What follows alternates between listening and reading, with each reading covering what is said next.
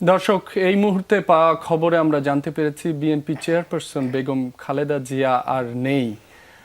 বিএনপির অফিসিয়াল যে Facebook page, সেখানে বিষয়টি নিশ্চিত করা হয়েছে। এই বিষয়ে সবশেষ তথ্য জেনে নিব এভারকেয়ার হাসপাতালে। সে সময় আসলে সঠিক তথ্য যাচাই করা, সঠিক তথ্য দেওয়া অনেক বেশি চ্যালেঞ্জিং হয়ে দাঁড়িয়েছিল। সেই সময়টিতে বিএনপির তরফ থেকে জানানো হয়েছিল যে কেবলমাত্র ডাক্তার জাহিদ এই খালেদা জিয়ার স্বাস্থ্যের ব্যাপারে কেবলমাত্র তিনিই আপডেট দেবেন। তবে যে ব্যাপারটি সেটি দাঁড়াচ্ছে যে খালেদা জিয়া দীর্ঘদিন বাংলাদেশের রাজনীতিতে সক্রিয় ছিলেন, বিশেষ করে 90-এর যে স্বৈরাচার বিরোধী আন্দোলন, সেই সময় থেকেই মূলত মানুষ আলাদা করে বেগম খালেদা জিয়াকে চিনতে শুরু করে।